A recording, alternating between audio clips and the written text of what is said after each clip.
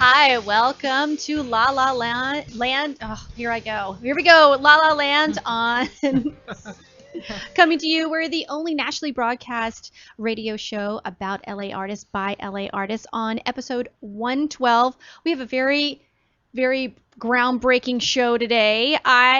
Dorothy Dillingham Blue, will be reporting here from our studio, and coming from the LA Stage Alliance Theater Day extravaganza. Woohoo! It's so loud. Is on the phone will be my co-host Brett Chapin.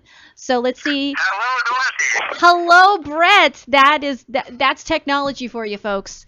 We're coming at you live. Just a split host location bonanza that we have here. So how's it going over there, Brett? It's going great. I'm here at the LA Stage Day at Cal State Los Angeles.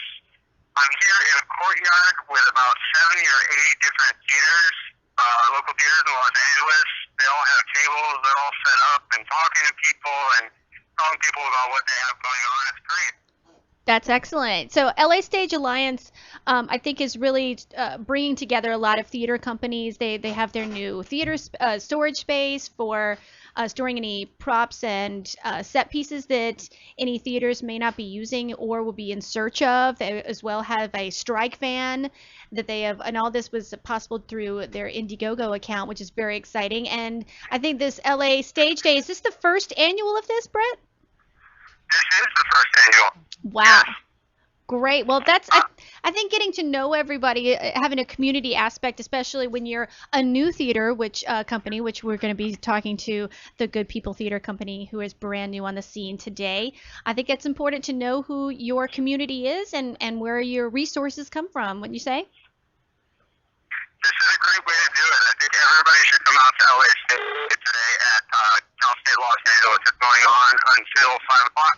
Until 5. All right. Hey, I might even be able to get over there. That would be a miracle and a half, but I love it. Excellent. So, Brett, we've got some exciting people. First up, do we have our first guest on the line? I should, yeah. We do. That's wonderful. So, Brett, I'm gonna pass the questioning off to you because we have the incomparable Sheena Metal on the line. Hi, Sheena. Hi, how are you?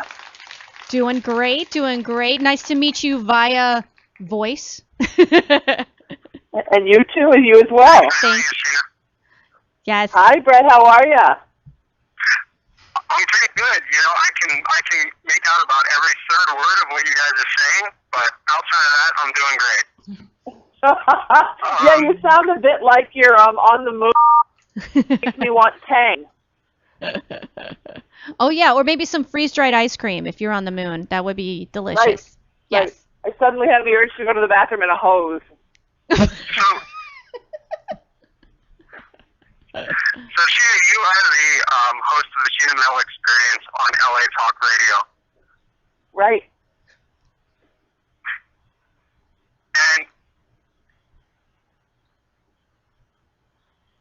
And Sheena, what your radio show that you have there for those that are uninitiated, what would you say the Sheena Metal Experience is? You mean sort of what's the vibe of the show? Yeah, the experience. What people can anticipate. I call it Human Sideshow because I think it's a little bit about what's interesting about humanity in general. I mean, obviously because we're in Los Angeles, it's a lot of entertainment. Mm-hmm. But it's also authors. I do a lot of paranormal stuff. I do a lot of, kind of relationships light, politics light. But and just a lot of people talking about really what their passion is. A lot of people maybe coming on because they're on a television show, they're in a play, they're doing whatever, but they have something that's really their thing, whether it's a charity or protecting the earth, protecting animals, and that's the part of the show that I really love is finding out what sort of everybody's secret passion is. Ooh, yeah. That's definitely something I've found since starting here in January. I love the stories. The stories behind the where they are now is oftentimes much more exciting than, going on Googling right. somebody. Than where they are now. It's Yeah, right. it's very true.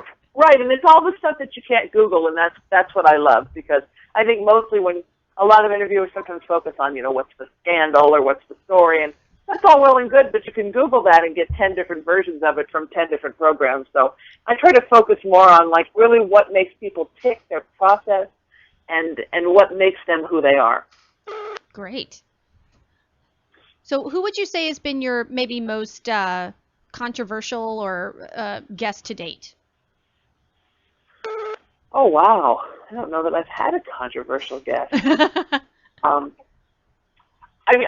had a couple of strange things happen. I don't think I've ever talked about this on the air, but I interviewed a guy who was a psychic maybe 3 or 4 years ago, and then he wound up going to jail for being a child molester. Whoa. And that was a little bizarre. And now I've just had another guest that's gone to jail for something else. And I guess out of all the guests I've had, over 1,500, 2 is probably doing well. That's but pretty that's good. a strange thing, because what do you do when you, because I consider everybody who's been on my show my family, and when you consider somebody to be part of your radio family and you've been out and you've been promoting them, and then something like that happens, I mean, that certainly is controversial. Yes. But most of my guests have really just been wonderful. I mean, certainly I think some of them probably have had controversy in their lives at some point, but I think by the time they come and see me, they're past that, except for those two. And I like, sort of, as I said, sort of not focus on the same 3 questions they're going to get asked, like, hey, didn't you used to do heroin? Or, hey, aren't you that one that did that? Because I just think that we tend to sort of reiterate the same bad news over and over again with people in the media, and I think it's made a lot of really good people really shy of wanting to come and do shows like mine and like yours because they've had bad experiences. I agree. I think it is that it's the stories that maybe aren't the headline shakers, but I don't care I don't care. It doesn't need to bleed to lead in our show, as the old journalism adage goes. A lot of times it's just what's pumping inside that's good. That listeners want to hear. Brett, are you catching any of this? Clearly not. So, no, Brett's flailing in the background at LA Stage Day. Yeah, maybe he's found like a swing set or something. He's having a good time on the playground. But, exactly. Or maybe somebody's getting some really great props for their theater company, but we can't hear Brett at all. Yes, either that or he's just pretending to be a mime, which doesn't really work for radio. He's in a box and you can't really tell. But anyway, mime plus static. So Sheena, tell me, kind of coming from of your journey, how did someone just say to you, I like the sound of your voice, can you read me a bedtime story and be on the radio all the time? Or like, what happened there, Sheena? That's exactly what happened. I was a small child and I began to read stories for other small children, and my voice was so beautiful that I got discovered in my nursery. No, actually, I grew up as an actor. I mean, that was mostly what I did. I trained at South Coast Repertory. I went to Long Beach State. I grew up the second half of my childhood in Huntington Beach, California. I'm originally from New Haven, Connecticut. My dad got transferred when I was 13, and I moved to the Valley because I had done a one-woman show in college with these kind of insane characters, and somebody suggested that when I sent out headshots and resumes for auditions, that I include little snippets of all these characters. And this was in the late 80s, early 90s, and what happened was I wound up getting public access shows all the time. So public access cable was getting really hot. Yeah. And because the characters were outrageous, mostly I did people's public access shows. And then I fell in love with the studio in the San Fernando Valley and thought, I should take one of the characters and I should make my own show. And I think it would be a really fun adventure for me, and I'd learn how to put a television show together. And that's what I did, and it became very successful. I wound up syndicating it all over the country, and I was just about to move to the next level. A production company had picked it up and wanted to produce it, and the Northridge earthquake hit and destroyed their studio. Ooh. And they called me and said, look, we don't know if we're going to do this, maybe a year, maybe 2 years. We have a $20 million rebuild to get the studio back together. The whole valley was in rubble at the time. And I thought my world was ending because I had worked for this and then this wasn't going to happen maybe. And a couple of days later, I got a call from a guy who was also doing a cable access show at the same place I was. And he said, look, I've got this radio show in the middle of the night, and it's Saturdays at 2 o'clock in the morning, so technically Sunday morning. I've got a new girlfriend. She hates the fact I'm gone every weekend. do you want my show? And he basically gave me his show, and I took it over and thought I would do it for a week, and they'd fire me. And they called me Sunday morning, and I thought, I'm fired. And they said, yeah, we're going to give you 2 hours. And that was kind of the beginning of it. And I just realized that, wow, this is what I do. And it was just really one of those lightning bolt moments. I was not prepared for it. I didn't grow up wanting to be on the radio. I wasn't a kid that would, practice my radio voice. I mean, none of that interested me. And then here it is, this thing that I really love. So it was kind of a beautiful surprise. Well, I love that actually hearing that you started doing these solo performances first, or, and building your characters. I have a friend, Naomi Grossman. She does one-woman shows with many characters and all that. And sure. And right. And she's just, and I think what you build for yourself, having that experience, is that confidence that anything that you say is going to be genuine and coming from your voice. And when you transition to something like radio, you have to have that confidence. Otherwise, you're kind of up a creek. So, and that maybe you can help relate to any other guests that you have on your show, perhaps. You having the different experience of your ideas coming forth and all that. Oh, absolutely. And actually, Naomi's been a guest on my show. I think she's wonderful. She's brilliant. Oh, that's okay. Yes. She's fabulous. We went to school together. We were Northwestern girls together. So. Oh, that's fantastic. Yeah. That's wonderful. Yeah, what a fantastic school, right? Yeah. I think that I relate to everybody because of that. I mean, I think that to be a good host, you have to relate to everybody that you're interviewing. You have to find a way to lock into them and sort of feel like they're your best friend for me, my interviews are an hour, but however long the interviews are. Because if the listening audience doesn't hear the two of you really being friends, then it sounds weird to them, and they don't really want to listen. So I do think you have to have a connection and a bond with everybody that you interview, even if it's only for the time they're in your studio. Right. Because I know, have y'all ever been to a restaurant and you've been sitting next to a couple that's breaking up? That awkward conversation. Yes. And sometimes when I listen to interviews or view them on television or online or listen to them, that's what it feels like to me, that somehow they're just not interested in hearing what the other has to say. And it sounds like one of those like, you're just not listening to me anymore, and right. Or waiting to ask your next question instead of waiting for the person's answer. Oh, that too. Yes, waiting. Right. Waiting for the questions to come. That's awful, isn't it? we don't like that as hosts, do we? No. Speak out, Louise. Sing out, Louise. So, that's from Gypsy, in case anybody doesn't know. Yeah. Anyway, right. Mama Rose. For people who don't know Gypsy, seriously, first go see Gypsy. Turn your radio off just for a minute. Get familiar with Gypsy and come back. I remember I saw Tyne Daly as Mama Rose. I was in the front row, like with these lottery tickets. I could smell her. It was so religious. It was just brilliant. I loved it. Anyway, back to Sheena. Sheena, I have a question. Without getting too specific, is there anybody, because I've always heard the advice that you're supposed to not really interview anybody that you wouldn't want to spend a 5-hour road trip with. Is there anybody that you ever interviewed without giving names, so maybe where it didn't go so well, and how did you handle it? Brittany, I'm having so much trouble hearing you. Did you ask me if I ever did an interview where it didn't go well? Right. I've never done an interview, I think, where it didn't go well, and I'm so thankful for that, and I'm knocking on all kinds of wood because God knows that could happen. But I did do an interview once with a guy who was one of the stars of a reality TV show.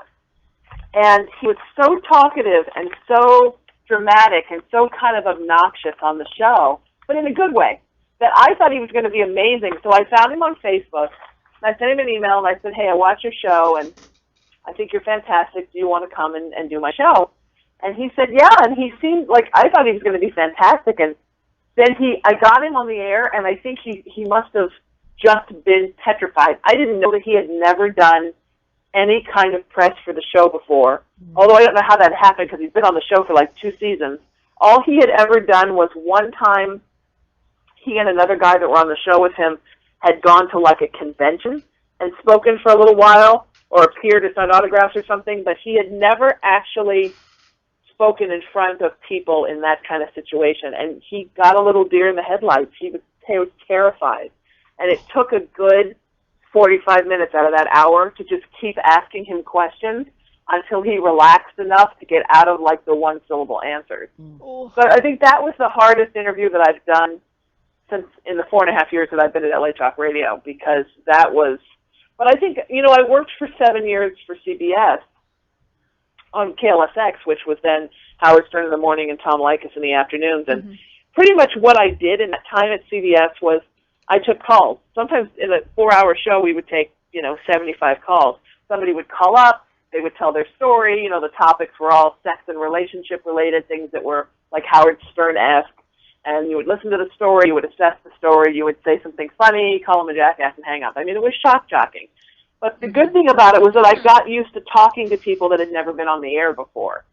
So that comes in handy. I think if you're lucky, everything in your life prepares you for everything else in your life. And certainly talking to people that had maybe never called into a radio show before prepared me for dealing with guests that, you just assume if somebody's going to be on the radio, if they're an actor or if they're a musician or an artist of some kind, or they're on a TV show or they're speaking about something, you assume that they know how to be on the radio, but not everybody does. And it was really because of that guy and a couple of actors and people that have sort of been a little deer in the headlights that prompted me to start teaching a class for people who aren't in the arts or aren't on the radio about how to give an interview, because it's just as important to know how to give an interview as a guest as it is to be a host.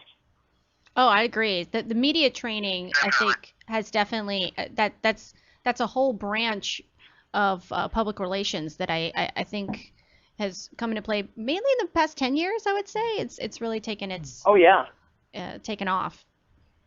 Yeah, I mean, everybody has to sort of be their own publicity now. So you need to go out and know how to do it, whether you're an actor or you're you make ceramics or whatever you do. If you've got something to promote, you need to learn how to get out there and promote it. Yeah, I'm going to take that class. Share something. We've shared, a few guests. Some guests that have done your show have done ours, and vice versa. And the feedback that I get from a lot of people who have done your show is that you're very good at making the guests feel comfortable. And I was wondering if there's anything in your background as far as social work or something to where you were trained to make people feel comfortable, or does that just come natural to you? Well, you know what? I think part of it is that I grew up, I have a mama who's like that, who always makes everybody feel comfortable. So I think I grew up, because I'm so crazy about her, thinking that making people feel comfortable was a cool thing to do. And also, it's interesting that you would pick up on that, and really interesting that nobody's ever asked me that before. When I was little, we moved all the time. I was born in New Haven. When I was 5, my dad got transferred to Chicago, and then when I was 9, he got transferred to Baltimore. When I was 13, we got transferred out here. So I was used to always kind of being the new kid and having to make friends, and I found that the best way to make friends was to start asking people about themselves. My mom used to always tell me my grandfather had an expression, ask a man about himself and you'll make a friend for life. So when kids, you go to a new school and all these kids have known each other for however many years and they don't know you, they don't particularly want to know you. And I found a great way to get them to know me was just to strike up conversations with them, ask them about themselves, get them talking, and then in a week I'd have friends. And I didn't realize when I started doing radio it was going to be the exact same thing, but it really is, and it's transferred into my life. Some of the people that I've had on the show have wound up being some of my best friends, because I think just the natural art of having conversation with people, you sort of get to know each other an hour at a time. They come back on the show, I have them back again, we talk more, and then the next thing I know, they're my real-life friends. So it's kind of been a magic to this show that's kind of transferred into my real life. Well, that's just a gift. That's when it's no longer a job. It's just a wonderful gift and a wonderful life. Absolutely. This whole thing has been, every minute that I've been in LA Talk Radio has really been an absolute gift. That I can tell you 100%. Wow. Excellent. And you don't just do the Sheet of Metal experience on LA Talk Radio. You also have a couple of other shows that you work on there as well, right? Will you translate that? I couldn't hear Brett through the... he said that excitement of LA Stage Day. yes, he said in addition to the LA Talk radio show, you have other shows as well. He wants you to elaborate on those. Oh, I have 4 shows that are all at LA Talk Radio. Okay. But I have my daily show is the Sheet of Metal Experience, which you already mentioned, which is sort of my. I think when you do a daily show, it has to sort of be about everything, just by the nature of the fact that you're on the air every day. And then I do a music show, which is called Music Highway, that I brought to LA Talk Radio when I started my show, the Sheet of Metal Experience. But I actually started Music Highway in the December of 2004. I've worked in the music business almost my whole life. My first television show, the public access show I talked about earlier, was actually kind of a fun show about people who love music. And even though it was scripted and to me it was a theater project, people watching thought it was a music project. And I wound up getting asked to be part of the music community. And the music community has been so amazing to me. The local music scene in Los Angeles has, really has helped to propel my career back when nobody knew who I was.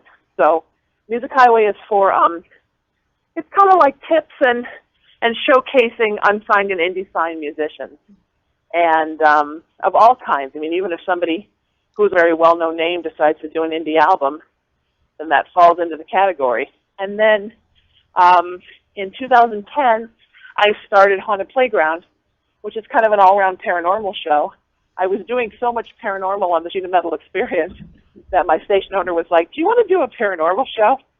So the paranormal's kind of always been my love. I produced a paranormal documentary feature in 2009, and I belong to a couple of paranormal groups and do some ghost hunting and shot a couple of paranormal pilots. So that's always been a big part of my life. And then in the summer of 2011, my friend Susan Olsen, who played Cindy Brady on the Brady Bunch, had wanted to do a show. We've been talking about, doing one, or her doing one there, or me doing one, or the two of us doing it together. And we decided to do a show about politics. She had fallen in love with politics and gotten very involved in that. And I thought, one day I came up with 2 chicks talking politics, and I thought it was cute. And so we started doing that. So I do that with her Monday nights. I do Haunted Playground Tuesday afternoons. I do Music Highway Wednesday afternoon, and then I do my show every day. So all the weekly shows are attached to my show in some way. Wow. Do you ever sleep? Right. And then Sundays I sleep for an hour and a half. Ooh. No, Perfect. Oh my goodness. Wow. Well, it sounds like you have just a really great full schedule of awesomeness going on over there at LA Talk Live and LA Talk Radio. Excuse me. But Sheena, I'm so glad to meet you, even via voice. This is fantastic. I look forward to meeting you in person. Thank you. It's so fun to be here on the show. I wanted to do this show for so long. Yes, Brett was very excited to have you on, and I'm glad he's been able to somewhat patch in via R2D2 or whatever we're doing today. No, I can totally feel him there, even though I can't hear him very well. I know he's there. Yes, he is. Great. Well, we're going to take a little break, I think, and we'll be back with Janet Miller, Dominic McChesney, and Kimberly Fox from the Good People Theater Company. Sheena, thank you again so much for joining us, and we'll be right back with La La Land Talk. Hey there, everybody. This is Dorothy Dillingham Blue reporting for La La Land Talk on LA Talk Live, and remote we have my co-host Brett Chapin from the LA Stage Alliance Theater Day over at Cal State LA. How are we doing there, Brett? I'm doing great. Like I was telling everybody at the top of the show, I'm here at a big courtyard with about 70 or 80 different theater groups, all from all around Los Angeles. They're talking to people, giving out information. There's some seminars going on, a couple of lectures. It's great. Everyone should come out to Cal State Los Angeles today. We're here till 5 o'clock. That's right, until 5 o'clock on the Cal State LA campus. Go by and, hey, say hello to the La La Land Talk table. Say hello to Brett. All right, so next up we have a brand new theater company. I'm always excited about brand new. And we have Janet Miller, Kimberly Fox, and Dominic McChesney from Good People Theater Company. So welcome to the show. Thank you. Thank you. So your inaugural production is A Man of No Importance by Terrence McNally, music by Flaherty and Ahrens. And let's see, who would like to start? Who is Janet? I will start. Janet Miller. I just love this piece. I was introduced to it, 12 years ago, or, when it was at Lincoln Center. So I just thought it had a lot to say, and I was really surprised that we hadn't sort of had an LA fully staged production yet. There was a beautiful production that was done a few years ago at MTG, and I saw that, and I loved it, and it was just so heartwarming, and I thought, I really want to do this. So then we made it happen. Awesome. Now, for those that are unfamiliar with the play itself, can you give us you don't have to tell us what happens at the end, but Okay. Well, I don't want to give that away. Don't give No it away. spoilers. Yeah, No spoilers. I want people to buy a ticket and see it. Yes. But the play is about Alfie Byrne. He is a Dublin bus conductor, and he is in midlife, and he 1960s. 1965. Yes, thank you, Kim. And he has a crisis, and he has to really come to grips with who he is, who his authentic self is or is be. He has to come to grips with that, and that we go through his journey. Pretty close. He go through his journey, and it's a memory play. It's structured as such, and in the beginning we see him in the present, and then we go back and see the course of events that got us to that place. All right. Now, for those that aren't familiar with Flaherty and Ahrens, Stephen Flaherty, he wrote the music, lyrics by Lynn Ahrens, and they've written, of course, Seussical, Ragtime. So Once on This Island. Once on This Island, and now, had Terrence McNally worked with them before this play? Ragtime. Ragtime was before this one. Yes. Okay, yes.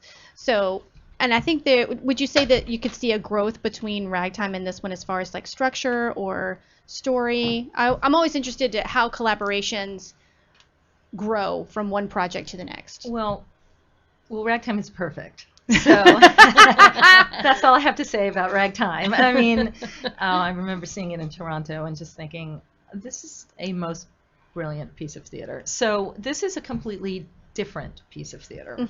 So growth is not what I would say actually, but Certainly. I would say that the story and the music and the lyrics, they mesh so brilliantly, like Ragtime, and so it's just a different way of telling the story, being a memory play. It's just got such a different structure. So we just tell the story in a completely different form, if that makes sense. And it works very well. You have something to say? Yes, I was going to say that where I think Flaherty and Ahrens are concerned, I mean, they are absolute masters at adapting themselves to these amazing styles. I mean, if you take something like Lucky Stiff and then Man of No Importance and Ragtime and Desirose, I mean, the glorious ones, which people don't really know much, but their stuff is just phenomenal. And Once on This Island, I mean, their styles change very, very so different. fantastically. And I think it's because they commit to what that style is instead yes. of making it their style. They commit to the style that they are completely. working on. Yes. I agree with that. So this is Dominic that's talking about. So first I wanted to know what made you choose A Man of No Importance as the first production for Good People? Well, because it hasn't had a fully staged LA production, and I love it so much, I said, I want to do this. End of sentence. Great. Period. Yes. This is the show I want to do. Let's make this happen. All right. Really, that's it. That was the decision making. And so we said, okay, we're going to make this happen. And so Kimberly, our brilliant marketing maven, said, well, Janet, if you're going to make a show happen, why don't we make a company happen? And so I said, okay, well, that sounds good to me. And so that's how we did that. And that really is that as well. Well, I would add a little bit, since I can say things about you that you can't say about yourself. But the show, I think, is a very perfect vehicle for Janet as an artist. It's very sophisticated in terms of its storytelling, and the brilliance of Flaherty and Aaron is the way they use music and language to get across very subtle psychological truths. So yes, there's dialogue, but really the music carries the story forward. Sure. And I think that the art form itself is kind of a peak product for the team that created it. So it's a very sophisticated piece of theater. It's also it's expressive of something that's very true about life when you hit midlife, which is you're playing for all the marbles at that point. Yeah. So yes, the show, it's kind of a double down experience for all of us. I mean, Janet has this incredible career, and this is her moment to sort of come out and be the person in charge of all aspects of a production. And the storytelling fits kind of a personal journey from that point of view. Yes. It also, because of the idea of good people, I mean, we wanted to try to create a little magic with the name of the company by drawing to the company folks that we really genuinely enjoy being with. Yes. People that you want to take a great journey with. So the piece is a perfect vehicle for that.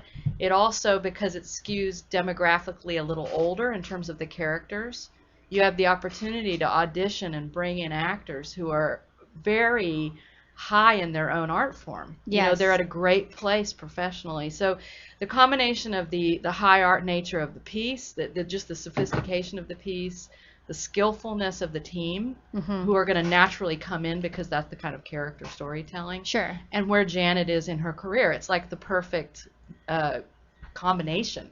All these pieces It's all together. serendipitous to really get it going. Well, there has Absolutely. been a lot of serendipity, actually, because I do like to work with actors over again, as were actors I have worked with, and I put in calls and had meetings and had chats, and a lot of the actors, some of my all-time favorite actors I've ever worked with, are all in this piece. Dominic being one of them. Yay. And he has had an incredible journey getting here, so he can tell you about that. But we are thrilled that he is with us because it makes it all ever so more special.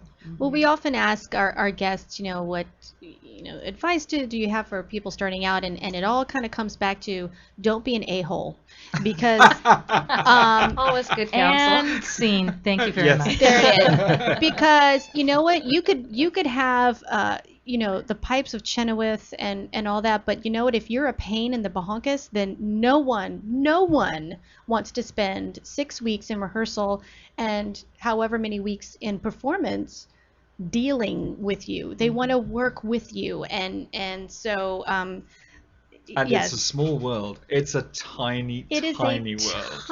Tiny world. I mean, both of you, both Janet and Kimberly, we find out that we know the same people, and we just face to face met each other 45 minutes ago. So really, listeners, seriously, leave the diva behavior at home. Realize, come to work, come ready to contribute to the process, and because you will have.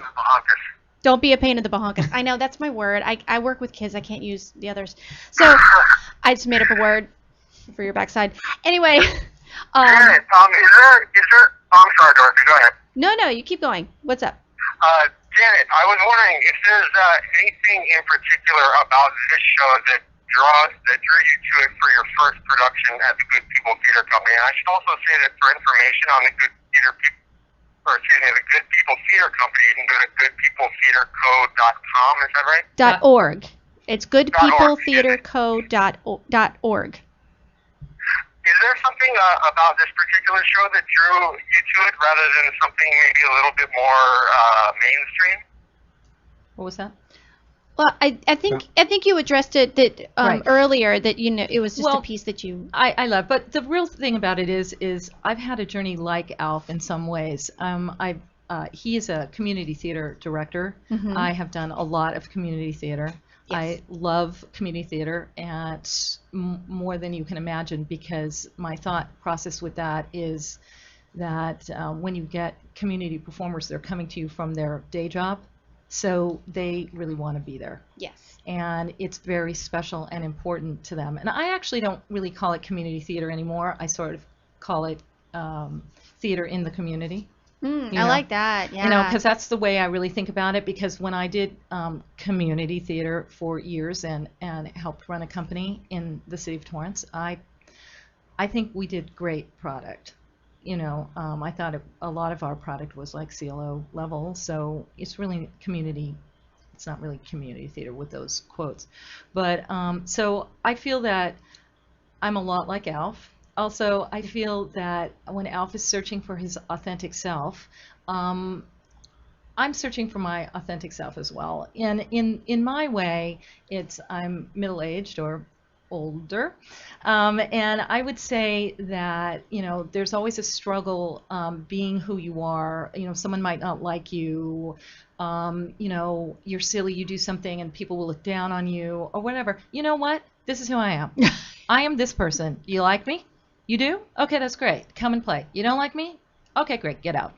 And, you know, I just think it's time, you know, that might sound harsh and I don't mean it that way. What I mean is it's time to really, you know, be your authentic self and do what you need to do, you know, whatever that is in life. And Alf has to find that. Yes. And he's struggling and you know, in the end, it all comes out okay for our friend Alf. Fabulous. I love it. So, Kimberly, you encouraged her to make this into a company, to start the Good People Company. Mm-hmm. And so tell me about it. What steps have you're the marketing guru, as she Okay. said. What's up with that? How Well, you doing it? Well, a couple things. There's one thing to sort of start from the ground up where you've Sure. got a bunch of young and enthusiastic folks who want to do a show. That's Mhm. that's one kind of reality. This is different. This is sort of building on a franchise that already has a lot of credibility. I mean, Janet's done a ton of work in the city. She's done a ton of work nationally, internationally. So she has a resume to kill for. I mean, hundreds of shows, literally. And so that feels like less about risk and sort of wild, you know, let's try to do a show and, you know, Mickey and Judy kind of style. and more like, hey, it's time to open a franchise. Yeah, You you're know, no it's- longer babes in arms. That's right. It's time to get serious about creating a working environment where you can do the work that you think you're capable of doing Mhm. without the inhibitions of other people's expectations, being produced by other people or being funded by other people, so on. So the big idea there is to really create a platform for Janet to do her thing in the fullest possible expression, and also to give people who've been following her career and loving her work a way to help, you know. So the fundraising definitely taps that. We have an Indiegogo campaign going, Wonderful. and in just a couple of weeks we've already hit $3,000, and that's little donations, which Do you have a link? what? Do you have a link for our Well, listeners? it's Indiegogo, and then you search on a man of no importance, and it'll pop right up. But the point is that people have loved Janet and Janet's work for so long that it's really not a big step to say, okay, now she's doing her own thing. Please come join the party. And that's true for the actors. It's true for the technical and creative. It's true for the funding, all of it. So to me, I mean, I've spent a lot of my life as a business entrepreneur. And to me, this was like a no-brainer. I mean, why put on a show? Why not create an expectation that this is a new way of working? And that's not something you often hear business entrepreneurs say. You know, hey, let's get into the theater business. That's not a common. No, we would be specializing in nonprofit with this program. Alrighty. Yes, Thank yes. you. And in fact, we are filing for our 501c3 so that we can Wonderful. give everybody that shelter for their donations, which is great. But yeah, no, I recognize this is not a piratical, profitable venture. But, you know, fine art rarely is. Right? Exactly. I mean, to me, the big point of supporting artists and their work is to give them the freedom to do what they're capable of doing. Yes. So that's my idea of the role I play as a sort of administrative operations person. And, you know, in my professional life, other people have created that for me. I've worked in business situations where the leadership recognized talent and wanted it to be free to flourish.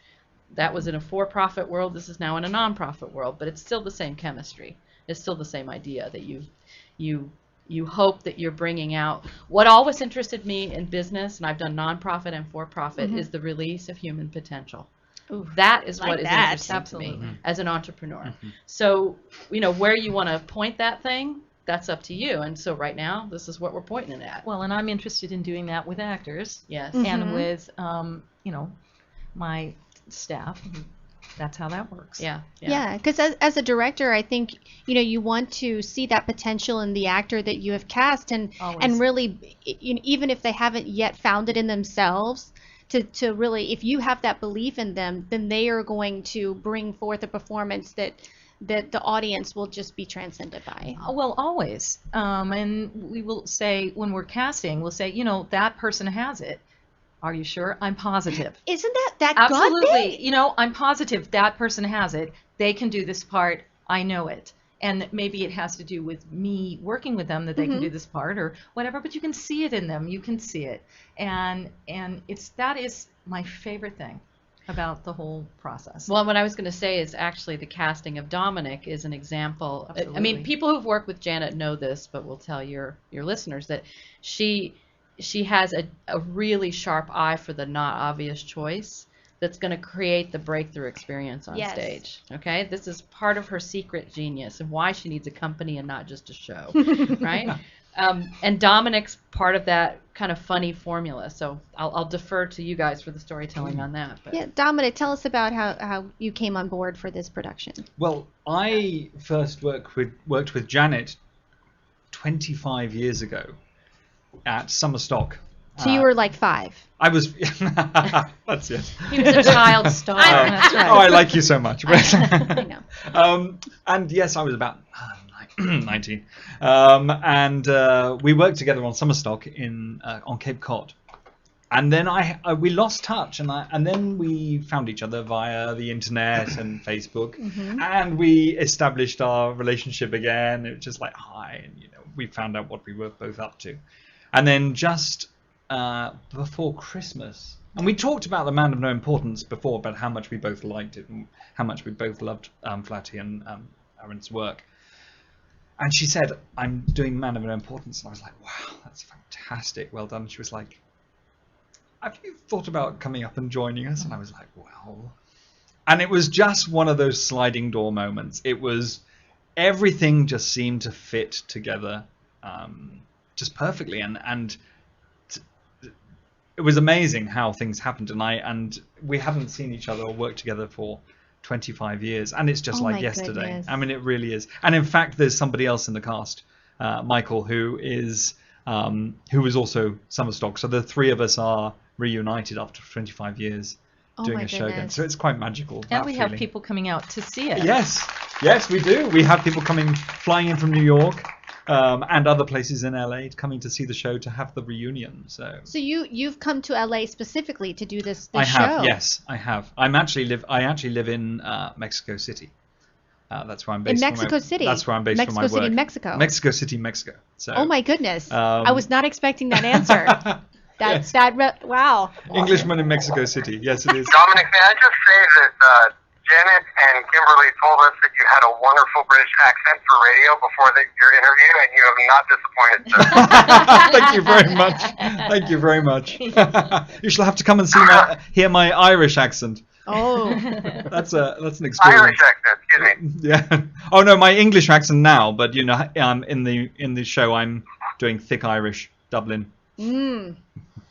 I love the Irish accent. It's always so much fun. Wonderful. If any of our listeners have any questions for the Good People Theater Company, give us a call at 323-247-7443. That's right, 323-247-7443 for any questions for Janet, Dominic, or Kimberly. So, okay, now you got to tell me. Yes. What have you been up to in Mexico? Well, I work for an international production company called the Southern Impact Entertainment Company. We're the world leaders in international scare attractions, and we are branching out also into arena attractions. But we create, like the Halloween shows you have here. So my actual job is I'm the director of scare attractions. So I scare people for a living. And I run shows in Mexico City, and then I also run them in Malaysia, Australia, Canada, and the States, and Europe when we have them as well, and Indonesia. Gosh, Day of the Dead must So- be your Christmas. Okay, so we have a caller. We have a caller with some questions. Hi, caller, what's your name? Hello? Hi, my name is Kelly. Hi, Kelly. This Hello, is Kelly. Dorothy from Hi. LA Talk Live. Kelly. And what? Yes. Do you have a question for one of our guests? Yeah, I was wondering if you're going to express any kind of a difference between the LA audiences and the reception with the LA audiences versus the New York audience. LA audience. And first of all, do you mind turning down your radio or your computer, whatever you're listening to us I'll on? leave the room. What? Okay, I did it. Thank Okay. you so much, so much. So the question was difference between LA audiences and New York audience for those of you who have worked in both markets. I haven't worked with New York audiences. I've been in a New York audience, but Well, I did an off-Broadway show, The Marvelous Wonderettes, and we had a lot of tourist people come and see that show. We had, of course, regulars as well, and and they're very discerning in New York, and they have very high standards. And I'm not saying they don't have that in LA. They, of course, have that in LA. The difference, I would say that.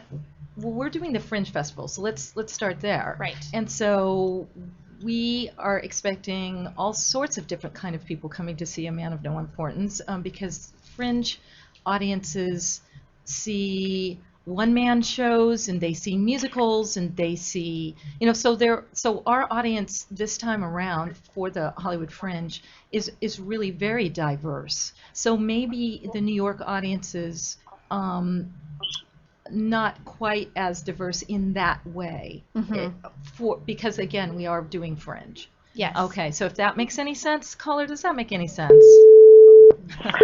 Kind of. Well, Maybe the material. Maybe my question is more. Is there some difference in when the production was done in New York as far as the reception of the material now here in LA? Is there something that's more contemporary that would appeal now versus back whenever this was done 10, 12 years ago?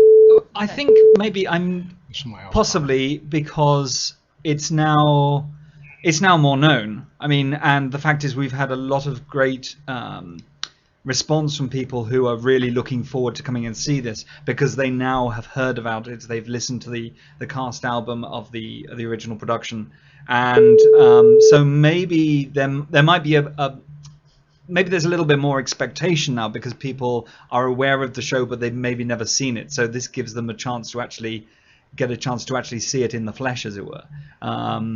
So it'll be interesting to see how people react to maybe their own perceptions of what it's going to be like. Would that make sense? What do you think, Kelly? How do you think people are going to react in response? Well, I mean, I'm pretty familiar with the show. It seems like without really giving anything away about what the big reveal is. It seems like it's very timely. It's yes, extremely I timely do time. agree. Yeah. Yes. No, I think that the fact that it was 2003, right? When it 2002. Okay, Yeah. so we're 11 years out from the original debut at Lincoln Center, and I think we can safely say the world around the storytelling has changed a lot. So, Absolutely. in the sense that this is a very potent time right now for LGBT issues, Yeah. for the whole idea of civil rights for gay people, et cetera, et cetera. So I think that the audience is going to, be more sensitive to that aspect of this whole question of how you find an authentic life, whether you have permission to live that authentic life, whether you deserve support for that authentic Absolutely. life. And how people outside that judge you. Yes, So absolutely. and how you deal with that judgment. So Absolutely. Yes. Well, thank you very much. thank Thank you. you. Thanks for calling Thank in. you. Thank you. Certainly excited to see it. Thank you so much for coming in, guys. Thank you very much for Thank having you. us. Do we have another caller? Was that the sound that was coming in? Peopletheaterco.org. Yes. For more information, go to goodpeopletheaterco.org. And tickets are on sale now at the Yes. Hollywood Fringe Festival. You find us either by searching on Project 1093 or the URL. Ready? Yeah. We got another call. We've got a caller. So at HFF13. So Or that's, the URL. Ready for that? whoa. So whoever's calling got to turn it down. I turned it down. Okay. Go ahead. Sorry. The URL HFF, that's for Hollywood Fringe Festival, 13 as in 2013, .org /1093. HFF13.org /1093.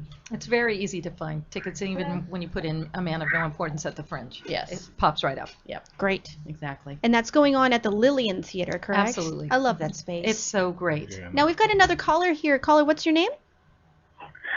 My name is Marcy. Hi, Marcy. Can you turn down your radio for me, please? Oh, sure. I don't have it on. I'm just on my cell phone. Oh, I'm sorry. Okay. watching you. And it's on mute. You guys look great, by the way. Oh, why, thank you. Thank you, Marcy. Oh, your check is in the mail, darling. Well, I'm just really excited and just wanted to wish you all the best luck in this show and your upcoming performances and beyond. Oh, thank thank you. you. That's Thank you so very much. nice. Thank you, Marcy. We really appreciate that. Do you know the You're show, welcome. Marcy? It's, Marcy, do Pardon me? you know the show? Are you familiar with the show? actually, yes, I do. I do know the show. And I just think it's a beautiful piece of work. And I've seen other shows that Janet has worked on. And of course, she's brilliant and magical in every single project that she is involved in. So I just want to wish you the best of luck and encourage everybody to order tickets right this moment. Because I Yes. think it'll be That's the kind of, yes, that's option it. Thank you. Thank you so much. That's great. That's all I want to say. Aw, thank you, Marcy. Thank you very much. That's Oh, great. lovely. Yay. All right. Well, you all have a wonderful day, and thanks for taking my call. Thank you. Bye. Have a Thank great you. one. You too. Go see Brett over Bye-bye, there with everybody. Stage Day. Yeah. I do have to say, because I know that we're running out of time, but Hang on, Brett. Yep. I was just going to say one great thing about, Good People Theatre Company and this show is that it really is, to come in from Mexico City, and it's always very exciting meeting a new group of, and starting a new show and forming new friendships and everything. But the cast are just phenomenal. I'm really fantastic. Isn't that the best? Talent, and it's delicious Oh. working with everybody. It really is. It's like a feast. It really is fantastic. We have a Oh. lot And of there's- fun at oh. rehearsal. And just like the cast and the creative. Jill Massey, who's working with us for Dialect, is Corey Hirsch, just the wonderful. musical director. Corey and Janet working together is genius to watch and behold and be part of. It's just astounding how they work on a psychic level that is beyond me. It's just. Now, Dominic, Yeah. how long had you been off the boards before you came back to do this? This is my first show in traditional theatre for 10 years. I haven't been on stage for 10 years. I used to tour in England and Europe in many shows and things. And I've worked in I've been directing a lot of shows for our company around the world, and I've been performing in those shows, but they're not It's a whole different conventional theatre. experience. It is. The We treat them experience. very much like theatre, but it's a very different style. But it's very interesting to bring those skills that I feel that maybe have developed over the 10 years that I've had. And I feel I'm probably a braver actor than I used to be. Yeah. We're excited to see this show, guys. Thank you so much for coming in and joining us. Yeah. Yes, thank you very Yes, much for thank having you. me. Thank so you. much. And again, for more information on A Man of No Importance, please go to goodpeopletheaterco.org. You can see them at the Fringe Festival, the Hollywood Fringe Festival box office, online at hff13.org/1093. That's live right now, and you can start calling in for tickets starting June 6th at 323-455-4585. Thanks again so much to Dominic, Kimberly, and Janet. Thank you. And Brett, And Dorothy? yep, so that's Brett Chapin, and I'm Dorothy Dillingham Blue. And Dorothy, hold on. One thing real quick. what? Oh my goodness, what? Okay, so I'm here at the LA Stage Alliance's LA Stage Day. Yes, And I happen to breaking run into news. one of the members of the Los Angeles Theater Producers League, which is now forming. You right? Yes. And I wanted to put him on just for a couple of minutes because there's been some new developments with the Producers League. And I wanted to bring him on just for a couple of minutes to tell everybody about a community event that's going to be happening with the newly formed Los Angeles Theater Producers League. Wonderful. So that's right. We've got breaking news on La La Land Talk on LA Talk Live about the LA Producers League. So who am I speaking to? Here we have. And this is Gregory Kratz. So I'm going to put him on the line, and he's going to tell you about the Producers League. Okay? Great. Okay. Hi, Dorothy. How's it going today? Hi, Gregory. I'm doing great. Thanks for filling us in with all this late breaking news. So what's on the sheet for us? What do we have? I'm sorry, it's really, really loud out here. Hold on one second. Let me get someplace where I can hear you a little bit better, perhaps. That's up Brett. He's been wandering around in all the quiet corners and everything. So, here we go. Maybe it's a little quieter over here. I'm sorry, what was your question again? Well, Brett said you had some breaking news, some big announcement for the Producers Guild. Can you tell us about that? Oh, yeah, I'll be happy to. Matter of fact, yeah, I've been serving for the last 8 months on an elected transitional committee within the LA theater community. Mm-hmm. We have been working on developing the framework for a Producers League for Los Angeles. Yes.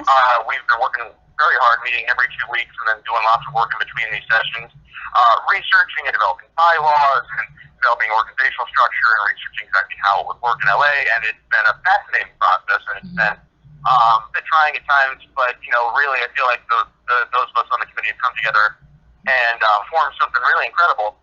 And we are actually ready to present to the community. Nice. We have a couple of meetings coming up. Actually, the first one is this Monday, May 20th at 7 p.m. down at Miles Memorial Playhouse in Santa Monica.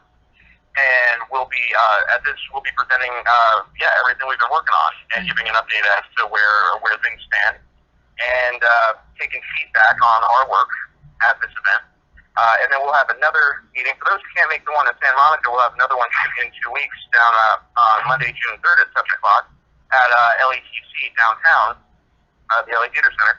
We'll be down there doing the exact same thing, making presentations, taking feedback, really listening to the community and telling everybody what we've been working on, giving them updates as to where things stand, not just for the 99-seat community where this organization is primarily going to be focused for the moment, but as to the relationships with mid-sized and larger companies. And like I said, there's a lot going on. And then 2 weeks after that, on June 17th, Monday, June 17th, at the Colony in Burbank, we're going to have an open forum where producers will be able to come in and vote to ratify this organization based on the work that we've done. We have a complete set of bylaws ready to go, and that's what we'll be presenting at these next 2 meetings, taking approvals on. And then, once we vote it in, then the rubber meets the road, and suddenly we have a off-Broadway league for Los Angeles, which I think is going to be really fantastic. That is very exciting. Now, where could people? Is there a website or Facebook page people can go to find like a central schedule of your meetings? Right now, most of our stuff is up on the LA Stage Alliance website, lastagealliance.com. Okay. You can actually RSVP for these meetings by emailing events at lastagealliance.com, but it's not required. You don't have to RSVP to show up. We're not going to have a list there, but we just like to know that we're not going to be, up there talking to an empty room. Right. So if you're planning on coming, this is primarily for 99-seat or intimate theater producers in Los Angeles. That's kind of the audience, people that we want to be having at these things. So if you produce 99-seat theater in LA, if you work within 99-seat spaces, and you want to be on the cutting edge of what's going to be, earth-shaking change for our community, you don't want to miss these meetings. Great. Well, you heard it here first. Great. Thank you. At La La Land Talk, we have some great things happening with the LA Stage Alliance and the LA Producers League. So Gregory, we're looking very forward to having more updates. You coming on the show, maybe talking to us up close and personal about it as well.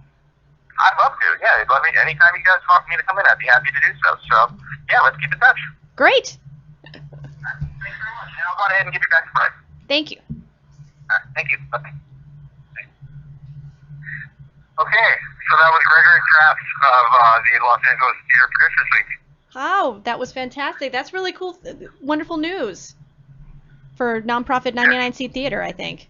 It's good for us. Yeah, I think there's so, some too. good stuff going on in LA with 99 Feet Theater right now, so I just wanted everybody to know about that. Next week on La La Land, we're going to be having the cast of Rent, That's right. and there's someone filling in for you, Dorothy. There's someone filling in for me? Well, here's what's up. My son is going to be the ring bearer in a wedding. So I have to be on site to make sure he doesn't, tear down the cake. So, because he's 4.5 and you never know what's going to happen. Don't work with dogs and children. And here we have a kid at a wedding. But anyway, so yeah, I will not be here next week. I may call from the reception depending on what the champagne is. So, but who's going to be filling in for me? Oh my gosh, please call once you've had a few glasses of champagne. We would love that. You know who's filling in for you, Dorothy, is Broadway's Davis Gaines. Oh, Broadway's Davis. He is so lovely. Oh my goodness. That We're will be really great. excited to have him. Yeah. Oh, fun times, fun times. So don't forget to tune in next week as well for, that would be episode 113 next week, correct? So, TheRentProject.com for information on that. For information on us, go to Facebook.com/LaLaLandTalk or Twitter.com/LaLaLandTalk or send us an email at LaLaLandTalk@gmail.com. that's right. We're La La Land Talk over here. So anyway, that's Brett Chapin on the phone and Dorothy Dillingham Blue in the studio. And from all of us to you, thanks for tuning in, and we will see you at the top.